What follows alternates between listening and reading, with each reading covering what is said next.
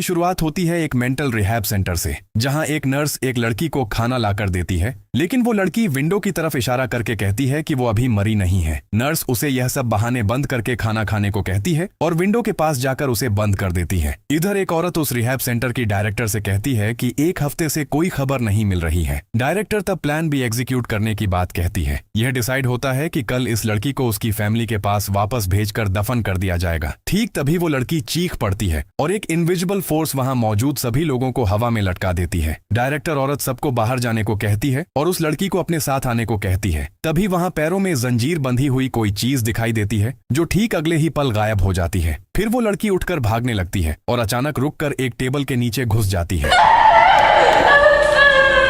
Director औरत उसे बाहर आने को कहती है। ठीक तभी ऊपर से एक बड़ा सा शैंडेलियर उस डायरेक्टर के ऊपर आकर गिरता है। सीन कट होता है और हम दारा को देखते हैं। दारा टीवी पर वेदर फोरकास्ट देख रही थी। इसी बीच दारा का दोस्त उसे टेक्स्ट करता है। दारा की माँ अपनी बेटी को चाय पीकर सो जाने को कहती है। दारा बताती है कि उसके दोस्तों ने एक फेयरवेल पार्टी रखी है और वो कल सुबह निकल जाएगी। माँ दुखी होकर कहती है कि वो पहले ही इतना कम घर आती है और अब फिर से जाना चाहती है। जब वो उसे घर पर रुकने को कहती है तो दारा कहती है कि उसने दोस्तों से वादा किया है। माँ गुस्से में आकर कहती है, तुम्हारी जो मर्जी आए करो। अगले दिन सुबह दारा के रूम की विंडो के बाहर एक लड़का दिखाई देता है। माँ अपनी बेटी दारा को नींद से जगाती है। वो दारा को कुछ कपड़े देकर कहती हैं कि जॉब शुरू होने के बाद जब ज्यादा थकान हो तो अपनी हेल्थ ठीक रखने के लिए वो गर्म कपड़े पहने। वो दारा को मुंह धोकर नाश्ता करने को कहती है। माँ के बाहर जाते ही दारा नोआ नाम के उस लड़के के साथ विंडो से ही भाग जाती है। अगले सीन में दारा अपने दोस्तों के साथ एक मोटर यॉट पर नजर आती है। नोआ उनकी 4 साल लंबी दोस्ती को याद करते हुए कहता है कि मेडिकल की पढ़ाई का वो मुश्किल वक्त दोस्तों की वजह से ही आसान हो पाया था। दारा इमोशनल हो जाती है यह सोचकर कि फ्यूचर में जॉब की बिजी लाइफ की वजह से शायद वो लोग फिर कभी इस तरह हैंग आउट या ट्रैवल नहीं कर पाएंगे। इसके बाद सब अपने फ्यूचर ड्रीम्स के लिए ग्लास उठाकर एक दूसरे को चीयर्स करते हैं। तभी यॉट का ड्राइवर नोआ को बताता है कि उन्हें 7 मिनट के अंदर अपने रिसोर्ट वापस लौटना होगा, इसलिए उन्हें जल्दी से अपने बैग्स पैक करने को कहा जाता है। निकी डिसअपॉइंट होकर कहती है कि बोट पार्टी करने का डिसीजन लेना ही एक गलती थी। तब नोआ ड्राइवर से उसके साथ आने की रिक्वेस्ट करता है। खैर, बाद में निकी सबको रिसोर्ट के रूम्स की चाबियां बांट देती है। दारा अपनी दोस्त के सामने अपनी माँ को लेकर अपना फ्रस्ट्रेशन निकालती है। उसे लगता है कि जकार्ता से बाहर जॉब करने का उसका फैसला उसकी माँ एक्सेप्ट नहीं कर पा रही है, जबकि माँ के स्ट्रिक्ट कंट्रोल से बचने का यही उसके पास इकलौता रास्ता था। लाठी उसे तसल्ली देते हुए कहती है कि माँ असल में उसे खोने के डर से ऐसा कर रही है। अचानक यॉट के सामने एक आइलैंड आ जाता है और यॉट आइलैंड के किनारे से टकरा जाती है। यॉट उथले पानी के कीचड़ में फंस जाती है, जिससे निकी ड्राइवर मिस्टर जमाल से गुस्से में पूछती है कि क्या उसे ठीक से बोट चलानी आती भी है। जमाल बताता है कि हाई टाइड आने पर वो यहाँ से निकल पाएंगे, लेकिन इंजन ठीक करने में कुछ घंटे लग सकते हैं। निकी भड़क कर कहती है कि 7 बजे उनका डिनर प्लान है, जिसके पैसे नॉन रिफंडेबल हैं। ड्राइवर गुस्से में आकर उसे तैर कर जाने को कहता है। निकी ड्राइवर की लापरवाही का इल्जाम लगाती है और उसे जॉब से निकालने को कहती है। फिर वो अपने फोन का सिग्नल चेक करते हैं तो देखते हैं कि वहाँ कोई नेटवर्क नहीं है। निकी कंप्लेन करती है कि अकेले उसने सारी प्लानिंग की थी, जबकि बाकी सब बड़े आराम से घूम रहे हैं। दारा उसे शांत होने को कहती है। वो सब आइलैंड पर उतरकर सिग्नल ढूंढने की कोशिश करते हैं। उन्हें आइलैंड पर कुछ अबैंडन्ड और टूटी हुई बोट्स दिखाई देती हैं। लाठी कहती है कि शायद यह मछुआरों की पार्क की हुई बोट्स हैं, लेकिन नोआ कहता है कि मछुआरे कभी अपनी मछलियां छोड़कर नहीं जाते, इसलिए यह डेफिनेटली एक्सीडेंट का शिकार हुई बोट्स हैं। वो एक पैसेंजर बोट का मलबा नोटिस करते हैं। वहां दारा को एक लेडीज शू मिलता है जिस पर खून के निशान थे। दारा जैसे ही वो शू नोआ के हाथ में देती है, उन्हें जंगल के अंदर से माँ बोलते हुए किसी बच्ची के रोने की आवाज सुनाई देती है। नोआ को लगता है कि यहाँ एक्सीडेंट का कोई सर्वाइवर बचा हुआ है। नोआ इन्वेस्टिगेशन के लिए जंगल के अंदर जाना चाहता है तो निकी उसे रोकती है, लेकिन नोआ उस मुसीबत में फंसी बच्ची की मदद करने के अपने डिसीजन पर अड्डा रहता है। नोआ अपने दोस्तों को बीच पर वेट करके नेटवर्क ढूंढने को कहता है, ताकि सिग्नल मिलते ही उसके पापा को ट्रैकिंग और मदद के लिए मैसेज भेजा जा सके। निकी उसे हीरो बनने की कोशिश न करने को कहती है, लेकिन नोआ कहता है कि अगर उस जगह निकी होती तो वो भी मदद मांगती। दारा भी नोआ के साथ जाती है। सीन यहाँ कट होता है और एक 3 लोगों की फैमिली दिखाई जाती है, जहाँ छोटी बच्ची गलती से एक ग्लास गिरा देती है तो पापा अपनी बेटी को मारता है और टूटा हुआ ग्लास साफ करने को कहता है। इसके बाद वो बेटी को टूटे हुए कांच के टुकड़ों पर से घसीटते हुए ले जाता है और एक रूम में बंद कर देता है। वो बच्ची भयंकर दर्द में रोते हुए पापा से ना जाने और उसे अंधेरे कमरे से बाहर निकालने की भीख मांग रही है। इधर नोआ और दारा जंगल में तलाशी जारी रखते हैं। दारा नोआ की तारीफ करते हुए कहती है कि नोआ खुद इस मुसीबत में होने के बावजूद दूसरों की मदद के लिए हमेशा तैयार रहता है। नोआ बताता है कि शायद बचपन में अपने पापा के साथ रेस्क्यू मिशंस पर जाने के एक्सपीरियंस की वजह से ही उसका यह मदद करने वाला नेचर बन गया है। यहाँ उन्हें एक चालू मोबाइल फोन मिलता है और दारा मोबाइल को उसी जगह रखकर आगे बढ़ जाती है। बहुत ढूंढने के बाद भी जब कोई नहीं मिलता तो दारा कहती है कि उन्हें पहले बीच पर वापस लौटना चाहिए, क्योंकि अगर नोआ के पापा को मैसेज मिल गया होगा तो एक बड़ी रेस्क्यू टीम के साथ पूरे आइलैंड की तलाशी लेना आसान हो जाएगा। नोआ इस बात से अग्री करता है और वो वापस लौटने का डिसीजन लेते हैं। वो जैसे ही पलटते हैं उनके ठीक पीछे से कोई गुजर जाता है। नोआ तब जल्दी से बच्ची की तलाश में जंगल के 2 अलग हिस्सों में बंटकर ढूंढने का फैसला करता है। वो दूर एक छोटी लड़की को देखते हैं और नोआ अलग होकर ढूंढने निकल जाता है। नोआ के दूसरी तरफ जाते ही दारा एक डेड बॉडी देखकर चीख पड़ती है। उसकी चीख सुनकर पांडु उन्हें ढूंढने जंगल के अंदर चला जाता है। इधर नोआ दारा के पास आकर पूछता है कि क्या हुआ है। वहां से आगे बढ़ते वक्त उन्हें 2 और लाशें दिखाई देती हैं। दारा बताती है कि उसने अब भी एक औरत को देखा था जो पलक झपकते ही गायब हो गई, और वो इंसान थी या नहीं इस बात पर उसे डाउट है। अचानक वो नोटिस करते हैं कि वो फिर से उसी जगह पर वापस आ गए हैं। यहाँ दारा के ऊपर से कुछ गिरता है जिसकी बदबू बहुत भयंकर थी। वो जैसे ही ऊपर देखते हैं उनकी रूह कांप जाती है। उधर बोट का ड्राइवर रेडियो पर इमरजेंसी मैसेज भेजता रहता है और लाठी को बताता है कि वो एक ऐसे आइलैंड पर फंस गए हैं जो जीपीएस में बिल्कुल भी पकड़ में नहीं आ रहा। सीन कट होकर जंगल में वापस आता है। पांडु उन्हें आवाज लगाता है।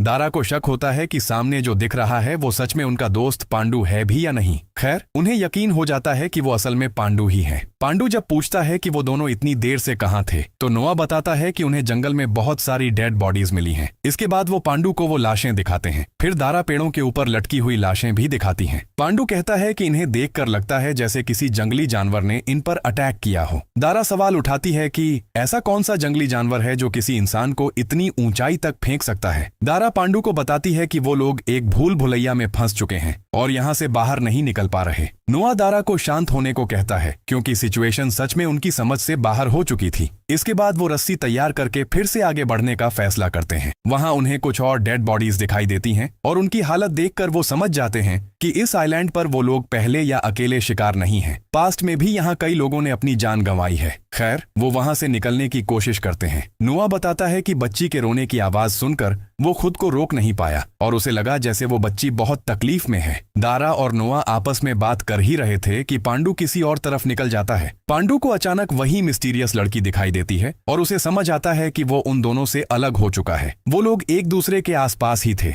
लेकिन कोई किसी को देख नहीं पा रहा था। पांडु उस लड़की को देखकर उसके पीछे पीछे जाने लगता है। इधर दारा और नोआ खुद को फिर से उसी जगह पर खड़ा पाते हैं। दारा भयंकर डर के साथ कहती है कि इस आइलैंड पर जरूर कोई बहुत बड़ी गड़बड़ है, इसलिए वो यहाँ से कभी बाहर नहीं निकल पाएंगे। दारा कहती है कि उन्होंने पहले जो लाशें देखी थीं, वो असल में रास्ता भटकने की वजह से ही आखिर में यहाँ मारी गई हैं। नोआ दारा को तसल्ली देते हुए कहता है कि वो पहले पांडु को ढूंढेंगे और फिर बीच पर वापस लौटने की कोशिश करेंगे। नोआ बताता है कि सबको सेफ वापस भेज देने के बाद वो उस बच्ची को बचाने का रास्ता ढूंढेगा। यह सुनकर दारा भड़क जाती है और कहती है कि नोआ पागल हो गया है और उस मिस्टीरियस लड़की को अब भी एक इंसान समझना उसकी सबसे बड़ी गलती है। इसी बीच उन्हें एक रास्ता दिखाने वाला साइन बोर्ड मिलता है जिस पर लिखा था बीच मेंटल रिहैब सेंटर। इधर पांडु को वो लड़की फिर से दिखाई देती है और वो दोबारा उसके पीछे जाता है। दूसरी तरफ यॉट अपने आप स्टार्ट हो जाता है जिसे देखकर निकी और लाठी बहुत खुश होते हैं। फिर अचानक यॉट बंद हो जाता है और जमाल देखता है कि यॉट के फैन में एक चेन फंस गई है। जमाल नीचे उतरकर उस चेन को निकालने की कोशिश करता है। अचानक इंजन फिर से स्टार्ट हो जाता है और यॉट के फैन से कटकर जमाल के जिस्म के टुकड़े टुकड़े हो जाते हैं। आंखों के सामने हुए इस खौफनाक हादसे के डर से निकी और लाठी अभी ठीक से उबर भी नहीं पाए थे कि अचानक उन्हें यॉट के ऊपर कोई खड़ा दिखाई देता है और वो डर के मारे भागना शुरू कर देते हैं। इधर दारा नोआ को उनके ठीक सामने बने अबैंडन्ड रिहैब सेंटर की तलाशी लेने को कहती है, लेकिन नोआ पांडु को ढूंढने की जिद करता है। पर दारा उसे समझाती है कि शायद इस अबैंडन्ड रिहैब सेंटर में उन्हें उनके कुछ सवालों के जवाब मिल जाए। वो ओसिस मेंटल रिहैबिलिटेशन सेंटर की तरफ आगे बढ़ते हैं।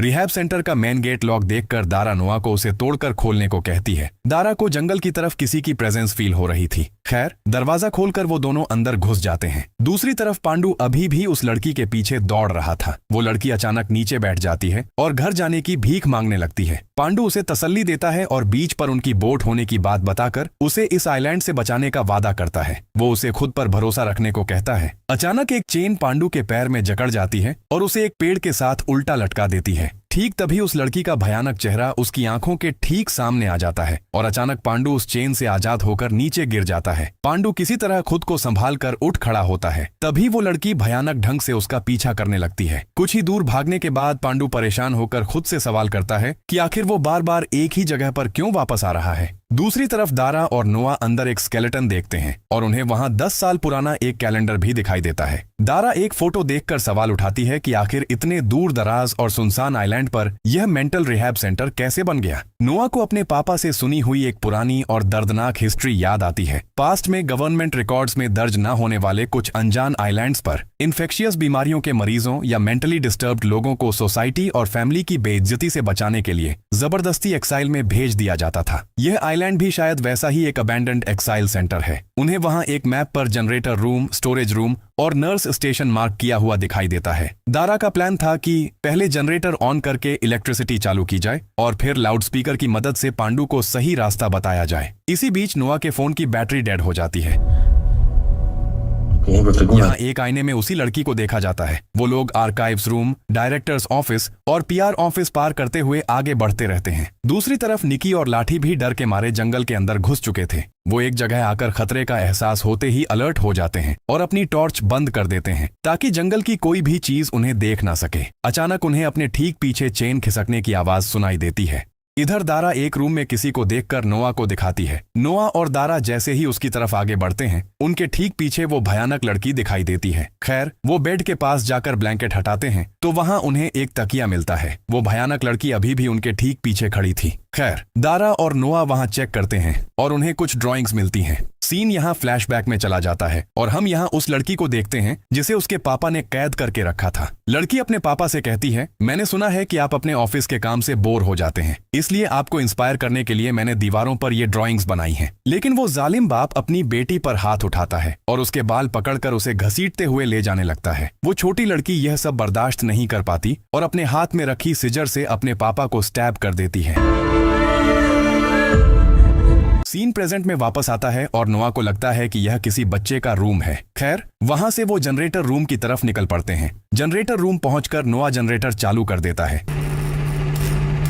दूसरी तरफ निकी और लाठी को जंगल के बीच अचानक किसी मिस्टीरियस म्यूजिक की धुन सुनाई देती है। निकी को लगता है कि यह म्यूजिक आसपास के किसी घर से आ रहा है और शायद वहां उन्हें कोई मदद मिल जाए। लेकिन लाठी को लगता है कि उसने दूर पांडु को देखा है और वो उस तरफ आगे बढ़ने की जिद करती है। वो अपनी लाइट्स बंद करके धीरे धीरे उस रोशनी के सोर्स की तरफ आगे बढ़ती है। लाठी जैसे ही पांडु को आवाज देने लगती है, निकी तुरंत लाठी का मुंह दबा लेती है क्योंकि जिस लड़की को उन्होंने यॉट के ऊपर देखा था वो ठीक पांडु के पीछे खड़ी थी। पांडु उस लड़की को देखते ही वहां से भागना शुरू कर देता है। लाठी जब लकड़ी से उस लड़की पर अटैक करने की बात कहती है तो निकी उसे शांत करती है और दिमाग से काम लेने को कहती है। वो वार्न करती है कि उनका एक गलत कदम पांडु की जान ले सकता है। निकी मदद की उम्मीद में उस म्यूजिक की आवाज की तरफ भागने का डिसीजन लेती है। दूसरी तरफ वो इविल स्पिरिट पांडु को पकड़ लेती है और उसे एक पेड़ की डाल से स्टैब कर देती है।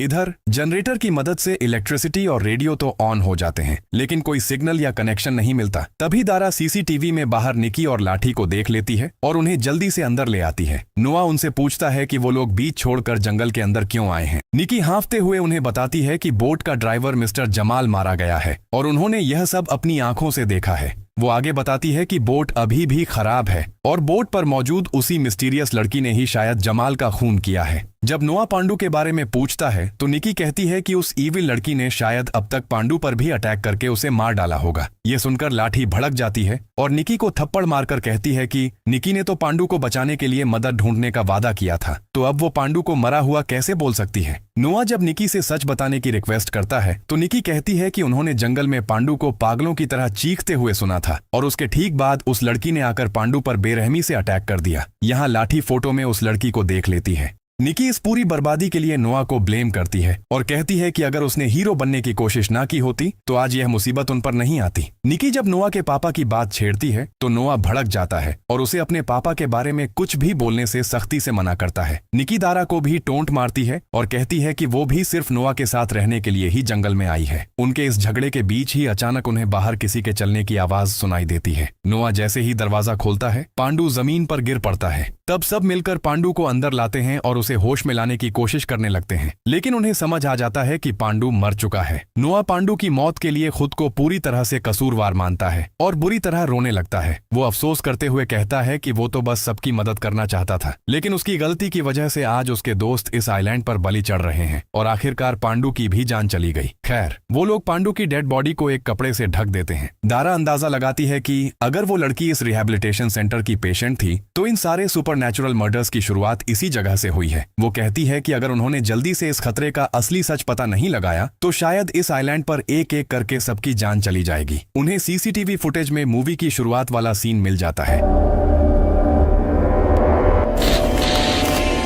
अचानक वो लड़की भयानक रूप लेकर कैमरा के ठीक सामने आ जाती है। वो लोग सेंटर के आर्काइव्स रूम की तलाशी लेने का डिसीजन लेते हैं। जैसे ही वो लोग रूम के अंदर घुसते हैं उस लड़की को बाहर देखा जाता है। वहां ढूंढ भाल करके उन्हें उस लड़की की फोटो और उसका असली नाम मिल जाता है, माला पुत्री। इसके बाद सीन पहली मई 2003 में चला जाता है। हॉस्पिटल की डायरेक्टर माला की मां को रिहैब सेंटर की फैसिलिटीज के बारे में बता रही थी। वो लोग कुछ डॉक्यूमेंट्स चेक करते हैं और उन्हें पता चलता है कि माला की मां ने माला को जिंदगी भर के लिए इस सेंटर में ही रखने का एग्रीमेंट साइन किया था। उन्हें डॉक्टर जॉयस और माला के बीच हुई एक काउंसलिंग सेशन की टेप मिलती है। डॉक्टर जॉयस माला के साथ दोस्ती बनाते हुए पूछती हैं कि उसने अपने ही पापा के साथ इतना बड़ा वायलेंट बिहेवियर क्यों किया था। माला उनके सवाल का कोई जवाब नहीं देती और ड्राइंग करने की जिद करने लगती है और बेचैन होकर पूछती है, माँ मुझे लेने कब आएंगी। इसके बाद सीन कुछ साल आगे चला जाता है। माला डॉक्टर को बताती है कि उसने एक ड्राइंग बनाई है जो वो अपनी माँ के हाथों में देगी जब उसकी माँ उसे यहाँ से लेने आएंगी। अगले सीन में एक लड़की के पेरेंट्स आकर उसकी बर्थडे पार्टी मनाते हुए दिखाई देते हैं। तब माला कहती है कि जैसे वो अकेली और कैद है, बाकी सबको भी वैसे ही अकेला होना पड़ेगा। माला बर्थडे वाली उस लड़की पर अटैक कर देती है।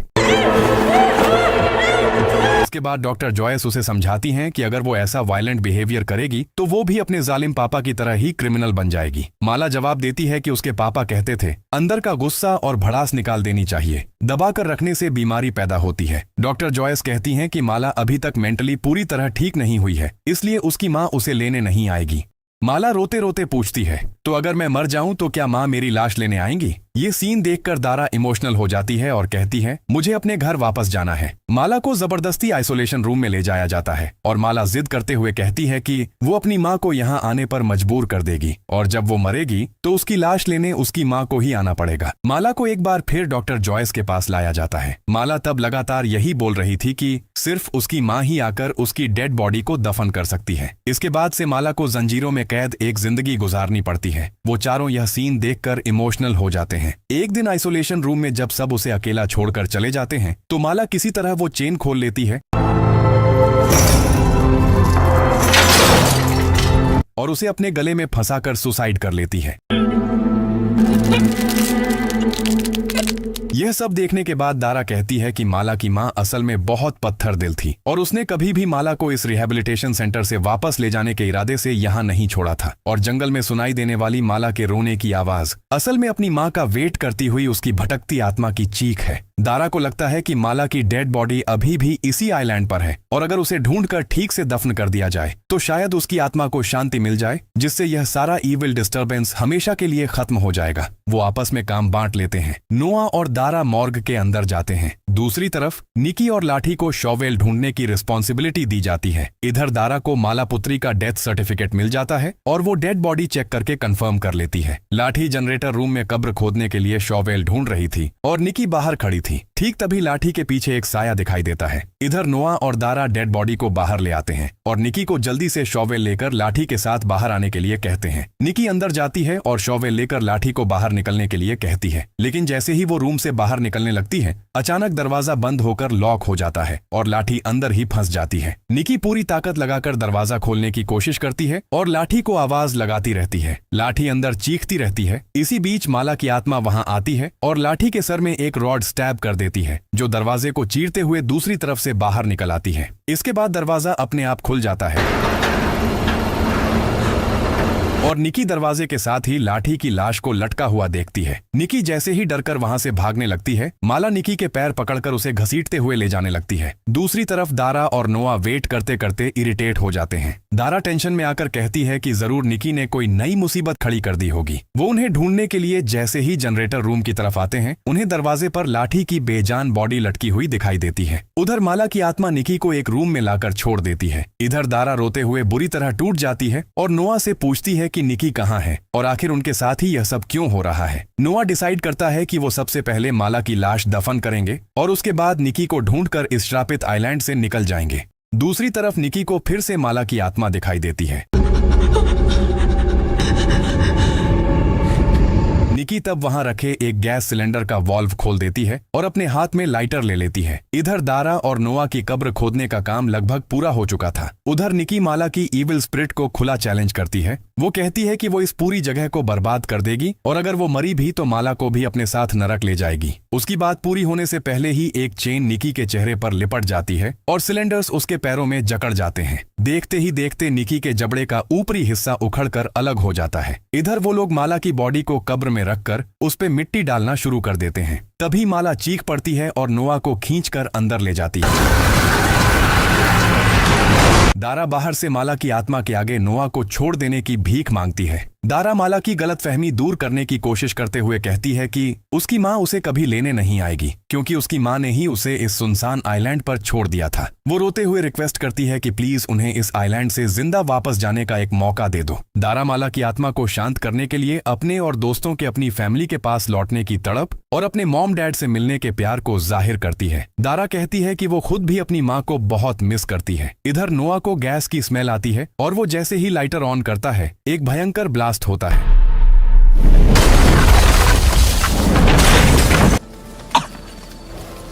सीन कट होकर अगले दिन पर आ जाता है। दिखाया जाता है कि दारा की माँ एक रेस्क्यू टीम के साथ इस आइलैंड पर आ रही हैं। रेस्क्यू टीम बताती है कि उन्हें 10 साल पहले गायब हो चुके उस मिस्टीरियस आइलैंड का पता चल गया है, जहां से उन्हें काला धुआं उठता हुआ दिखाई दे रहा है। आइलैंड से सभी की डेड बॉडीज मिलती हैं